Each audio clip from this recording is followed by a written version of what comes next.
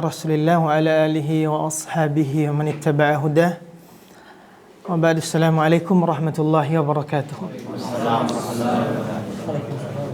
Lahat ng pagpuri at pasalamat ay sa ating mahal ay kay Allah subhanahu wa ta'ala lamang. Naway kanyang papugay at pasalamat ay sa ating mahal na propeta Muhammad sallallahu alaihi wasallam. At una po sa lahat, sinabi ni Sheikh kanina na matuwid mag-Tagalog, ay pinipilit ko lang po ito ituwid. Pinipilit lang, Sheikh. Mashallah. Pero alhamdulillah, dahil sa ang lingwahe naman natin ay Pilipino o Tagalog, Pilipino tayo, kaya Tagalog ang dapat para sa pangkalahatan na tribo sa atin, ay salo-salo o di kaya magkakaisa tayong intindihin ito para ang bawat isa ay makakakuha ng kaunting kaalaman. At pasasalamat sa ating Sheikh, si Sheikh Mex, at sa mga kapatiran dito, mashallah, mga iba't ibang tribo, mapa Ilocano pa man, mapa Bisaya, Tausug, Iyakan, Sinama, lahat ng mga tribo na hindi pa natin nabanggit, lahat ng mga Pilipino. At pasasalamat sa mainit ng pagtanggap nyo dito po sa amin, sa Qatar, insyaAllah. Jazakumullahu khairan.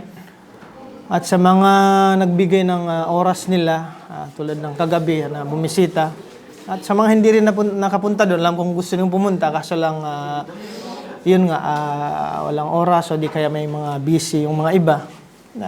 Ala kulli hal, jazakumullahu khairan. Kami taus-pusong nagpapasalamat po sa inyong lahat. At ang patungkol naman po sa pagbibigay ng aral o kaunting aral sa hapon na ito, insyaAllah.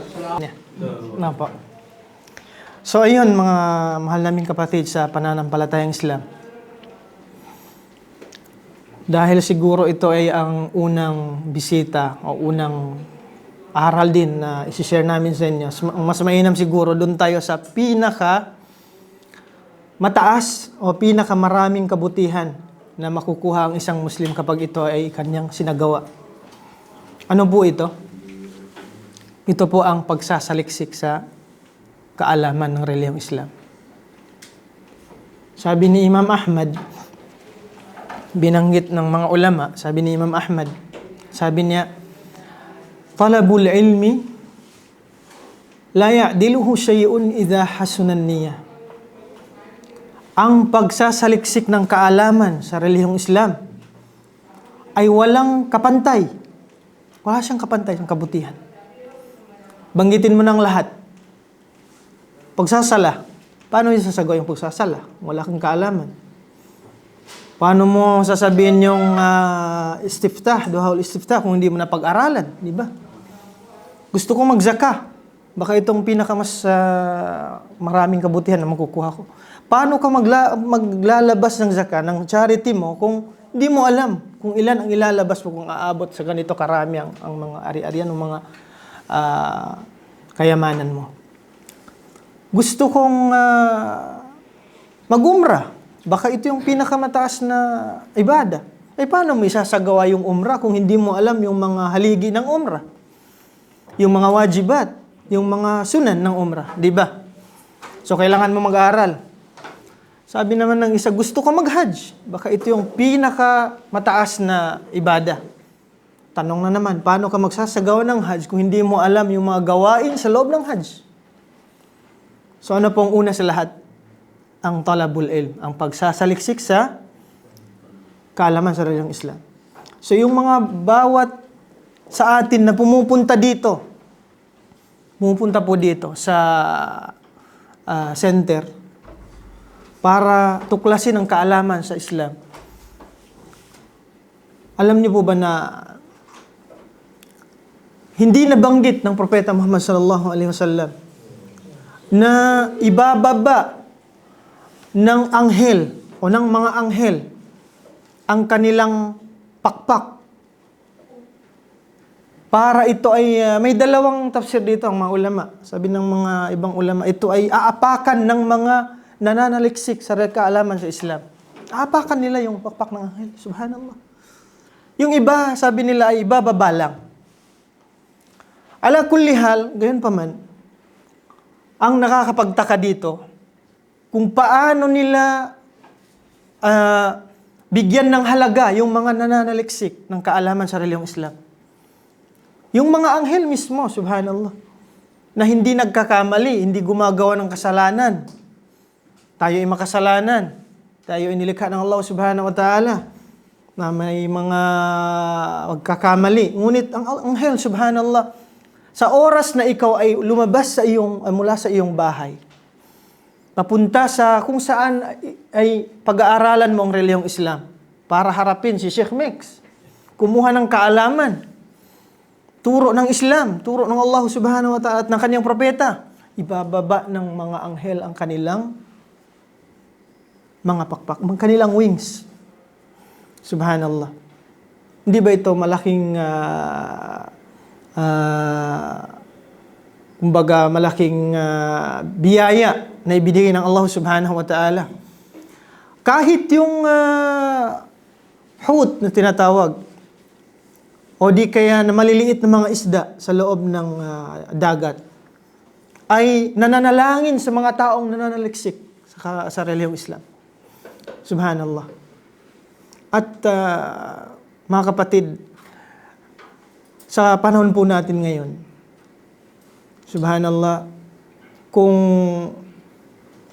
i-level natin o titingnan natin yung mga sitwasyon ng mga sinaunang panahon ng mga sahaba, kung paano nila pinag-aralan, yung mga hadith, yung mga Quran, paano nila ito isinaulo. Grabe po ang hirap na dinaanan nila na hindi natin nadaanan.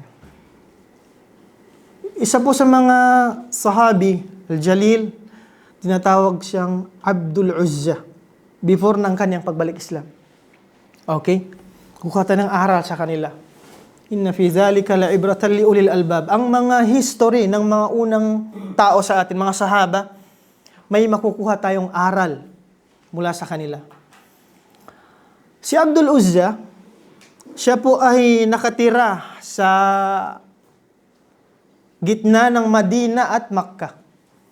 So kapag ka ikaw ay nag-travel mula Makkah sa kanilang panahon, dadaan ka sa kanilang bayan o baryo. Sa panahon niya, alam po natin lahat na naghihijra ang Rasul sallallahu alaihi wasallam at ng kanyang mga sahaba, di po ba? Nung sila ay hinigpitan na ng mga Quraysh sa Makkah. So yung mga unang mga naghihijra, umalis sa Makkah papuntang Madina, yung mga sahaba, dumadaan po sila sa lugar ni Abdul Uzza. Si Abdul Uzza, kumbaga kung ibig sabihin ng Abdul Uzza, alipin ni Uzza. May tatlong malalaking Diyos ang mga Quraysh sa Makkah. Si Manat, Silat, at Uzza. Mapapag-aralan niyo po ito kay Sheikh Mex. Siguro napag-aralan niyo na ito sa Tauhid. Itong tatlong Diyos ng mga Quraysh sa Makkah. Sinabi sa banal na Quran, sabi ng Allah subhanahu wa ta'ala, afara'aytumul Lata wal Uzza wa Manata as-salisata al-ukhra. Itong tatlo na ito. So pinangalanan siya Abdul Uzza dahil yun ang sinasamba nila. Si Uzza, isa sa tatlo. Kapag ka ang mga sahaba ay dumadaan po sa kanilang baryo, sa kanilang bayan, may isang sahaba na hinihikayat siyang magbalik Islam. Itong si Abdul Uzza. Hinihikayat siyang magbalik Islam. At hanggang sa isa sa mga sahaba na dinaan ng Allah subhanahu wa ta'ala ang kanyang tawfiq sa isa sa mga sahaba na naghijra mula Makkah papuntang Madina, nagbalik Islam itong si Abdul Uzza. Abdul Uzza. At alam niyo po ba, isa siya sa mga binata na marangya ang pamumuhay, binigyan ng, kung di ko nakalimutan, iba yung kanyang kabayo sa gabi, iba ang kanyang kabayo sa araw. Yung kanyang damit ay iba sa mga pananamit ng mga taong bayan niya.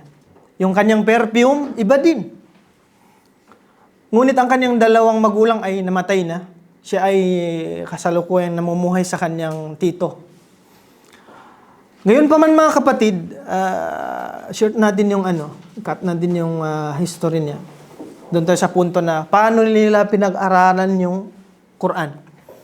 Itong si Abdul Uzza, bawat sahaba, dahil hindi yung isahan yung travel nila o yung paghihijra nila mula Makkah, Madina. 'Di ba? Para hindi sila mabisto, ay paunti-unti silang lumalabas ng Makkah. Ngayon, paano niya pinag-aralan itong Quran? Bawat sahaba na dumadaan sa kanya, ay binabasa sa kanya, binabanggit sa kanya, binibigkas sa kanya yung mga Quran na bumaba sa ating propeta Muhammad sallallahu alaihi wasallam na naisaulo ng mga ibang sahaba. So ngayon, alam nyo na yung sitwasyon ng hinahabol. Hinahabol ka ng iyong kalaban, di ba? Papunta sila ng Madina. Hindi sila pwedeng magtagal sa kanyang baryo o sa kanyang bayan. Anong ginagawa ni Abdul Uzza? Sabi ng mga sahaba, kung gusto mo talagang mag-aral, kailangan mag-adjust ka. Gawin mo yung mga dahilan para matutunan mong Quran. Nagmamadali yung mga sahaba papuntang Madina para sila ay hindi mapaslang, hindi sila mapatay ng mga Quraysh. Ngayon sabi ni Abdul Uzza, gusto ko talagang isaulo itong Quran. Kung meron kayong naisaulo din. Basahin nyo tapos i-memorize ko, isa sa ulo ko. Ngayon sabi ng mga sahaba, hindi namin kayang magtagal dito dahil hinahabol kami. Paano po siya nagme-memorize ng Quran? Isa sa ulo niya yung Quran. Sabi ng Abdul Uzza, ganito na lang. Dahil may kabayo ako, at may kabayo din kayo, bigkasin nyo yung Quran habang ako ay nakasunod sa inyo at isa sa ulo ko yun. Allahu Akbar. Ngayon po, ang laki ng screen, inshallah. Touch screen pa, Sheikh. Subhanallah. Wala nang kabayo. Hindi ka na hinahabol. La ilaha illallah. Habang iko'y nagmamaneho, pindot mo lang. A'udhu billahi minash... Sheikh Gamidi, Sheikh Sudais, Sheikh Bandar Balila. Pili ka lang. Sinong kari ang gusto ko? Ito, mas masarap tong pakinggan. Di ba? So nakakahiya po mga kapatid kung gaano nila pinag-aralan itong Quran, gaano kagaan, gaano kahigpit, gaano kahirap, gaano din ang kabaliktaran natin, gaano din kagaan. Subhanallah. Ngayon na nakakahiya, bawat araw, halimbawa lang, hindi po hadlang sa atin ang edad, hindi. Kailanman ay hindi hadlang. Sina Abu Bakar Siddiq, nag-Islam sila, ilan ng kanilang edad? Siguro mga more or less 50 or 40 plus. Sina Umar Abdul Khattab, ilan lang ang mga sahaba na mga mababata pa, sina Ali, halimbawa. Pero yung mga iba may edad na, 30 plus na, 40 plus na. Pero isinaulo nila yung Quran, paunti-unti. وَلَقَدْ يَسَّرْنَا الْقُرْآنَ لِلذِّكْرِ فَهَلْ مِن مُدَّكِرٍ. Sabi ng Allah subhanahu wa ta'ala, pinagaan namin yung Quran. Hindi yan mahirap isaulo. Pero depende na lang sa ating azam, sa ating intensyon. Kung paano natin ito isasaulo. Halimbawa, bawat isang araw na dadaan sa isang line. Kalahati ng line, pwede pa.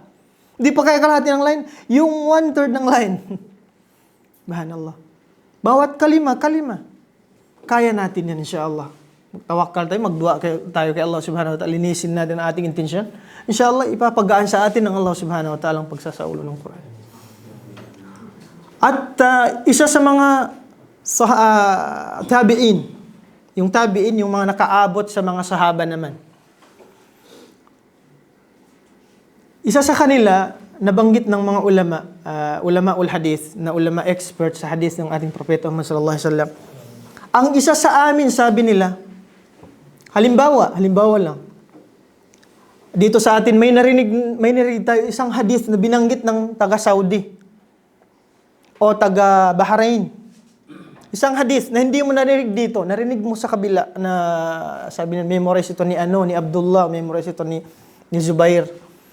Sabi ng mga ulama, sabi niya, ang isa sa amin ay nagtatravel ng 3 buwan Allahu Akbar. Nagta-travel ng 3 buwan at nabanggit ito ng mga ulama, itong isang tabi'in, nung siya ay nag-travel sa sobrang layo, sobrang init, naglalakad lang po yun. Hindi yun, wala yung kabayo, walang kamelyo. Naglalakad lang. Hanggang sa umabot sa kanyang sitwasyon na siya ay, excuse me po sa word, pasintabi sa mga may mga kumakain, umiinom, nakaihi na siya ng dugo sa sobrang init, sobrang layo, sobrang pagod. Subhanallah. Pagkaabot niya sa ano na yon, sa lugar na yon, nung narinig niya, sabi niya, kinausap niya yung sa ulo ng hadis, nakamemorize ng hadis. Alam mo ba itong hadis na ito? Sahih ba ito? Daif ba ito?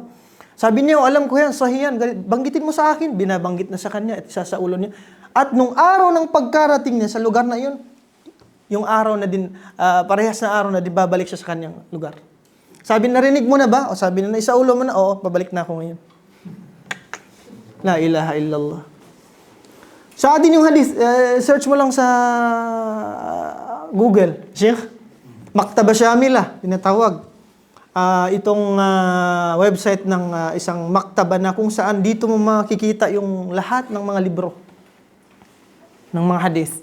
Ad-Durar As-Saniyah. Yan, hadith yan lahat. Jami'us Sitta, hadith yan lahat. I-press mo lang. Daif, lalabas sa'yo. Sahih, lalabas sa'yo. Hasan li ghairi, lalabas sa'yo. Maudu, lalabas sa'yo. Nakaupo ka, naka-number 4 sa yung, subhanallah. Sa kanila hindi, mga kapatid, subhanallah. Kaya, biyaya na binigay sa atin ng Allah subhanahu wa ta'ala, hindi natin nadaanan kung anong nadaanan nila. Kailangan nating magtiyaga, kailangan nating magsumika para pag-aralan itong relihiyon natin. Dahil lahat po ay naka-ready na lahat.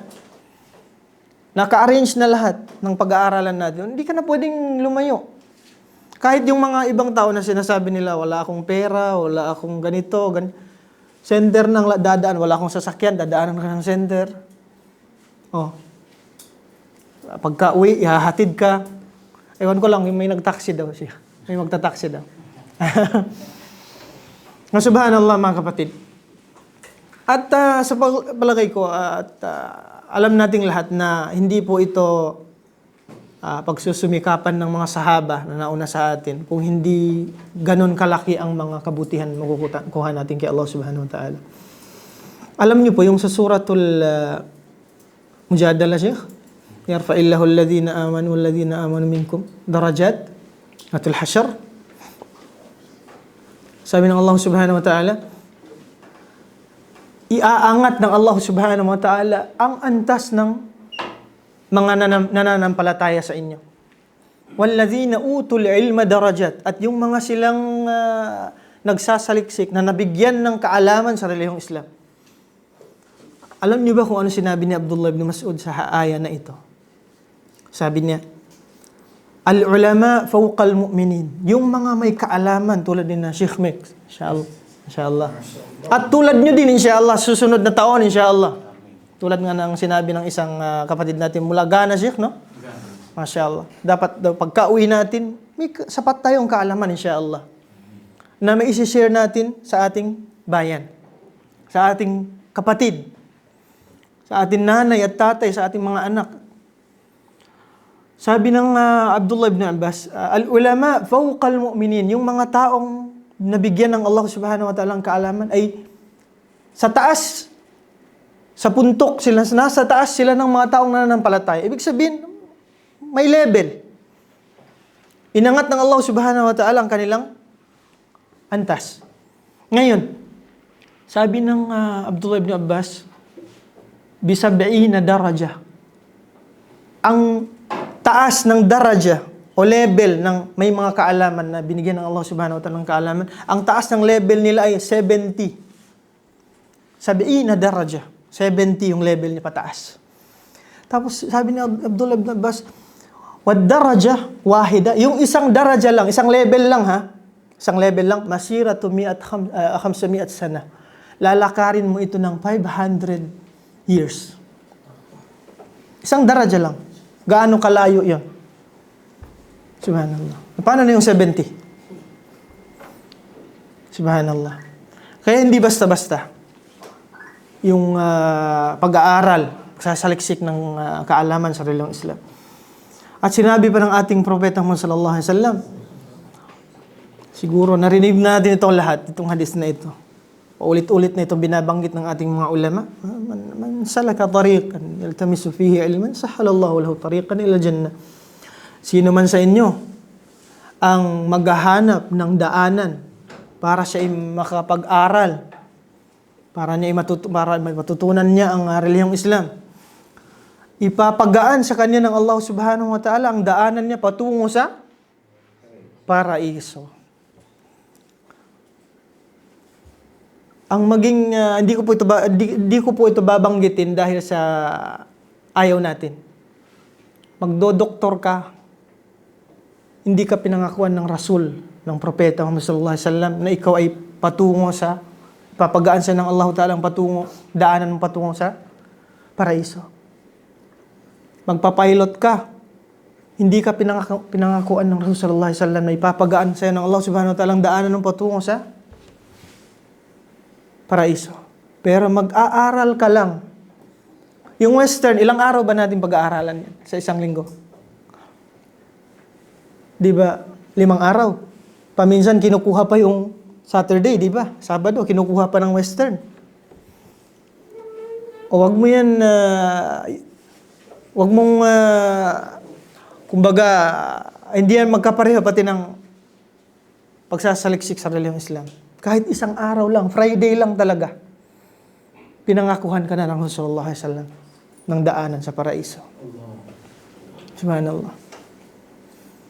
So kahit ilang libro maubos nila, naging scientist sila, umabot sila sa buwan, walang pangako mula sa ating propeta Muhammad sallallahu alaihi wasallam.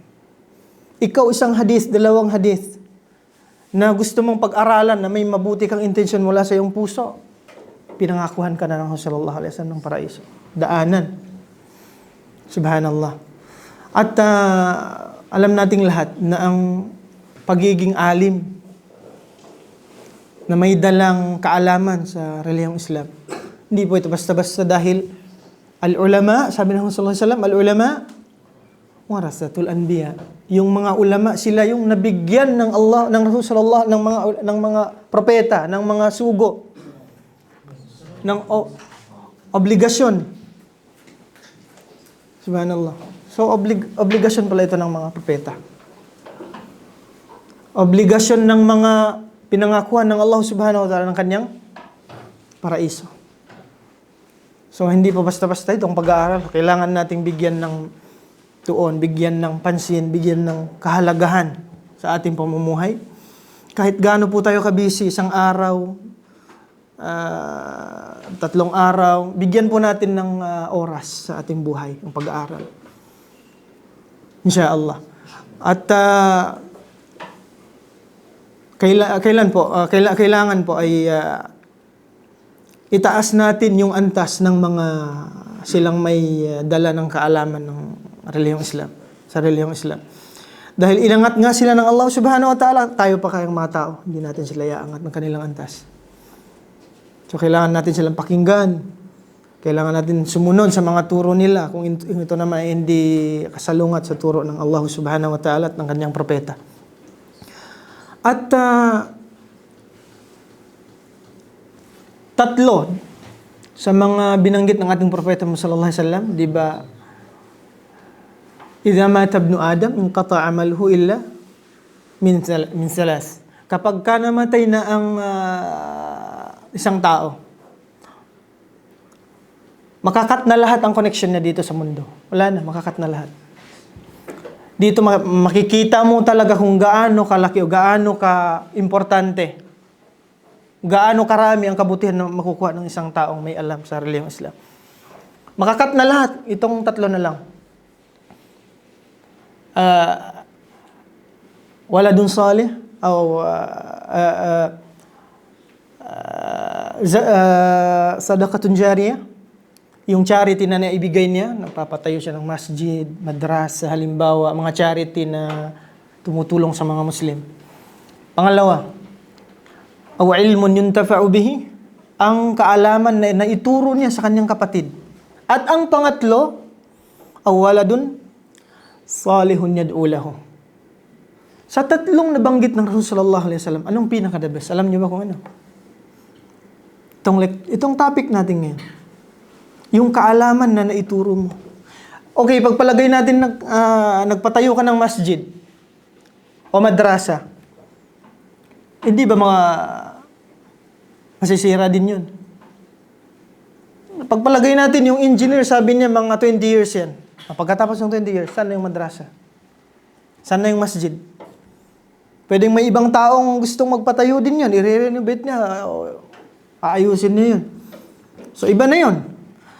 Pangalawa, wala dun salih. Yung anak na salih, mabuting anak na magdudua sa'yo.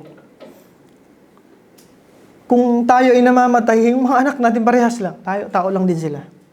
At ang pangatlo, ilmun yuntafa'u bihi, ang kaalaman na naibigay niya, na ituro niya sa kanyang kapatid. Yung naturuan mo, magtuturo din yun. Yung naturuan niya, magtuturo din yun. Walang ending. So may forever pala kung ganun, Sheikh. So makikita yung forever dito sa pananaliksik sa relihiyong Islam. Siyempre, pagka-uwi natin sa ating mga lugar, sa ating bayan, yung mga kapitbahay mo, yung mga kaibigan mo, siyempre magsishare ka sa kanila kung anong napag-aralan. Kaya nga sinabi ng Rasulullah sallallahu alaihi wasallam, "Ballighu anni walau aya." Pagkatapos mo mag-aral, kailangan mo itong ipaabot sa mga nangangailangan dito. Lahat naman ng tao ay nangangailangan ng kaalaman. So, ganun lang, pass lang. So, continue yun sa iyong libingan. Hindi yun nakakat. Subhanallah. So, siguro hanggang doon na lang, Sheikh. At ako ay nagpapasalamat ulit sa inyong lahat at sa pakikinig nyo sa kaunting kaalaman na ibigay natin. Wallahu a'lam wa ajallu wa ahkam. Sallallahu ala sayyidina Muhammadin wa ala alihi wa sahbihi wasallam. Maubos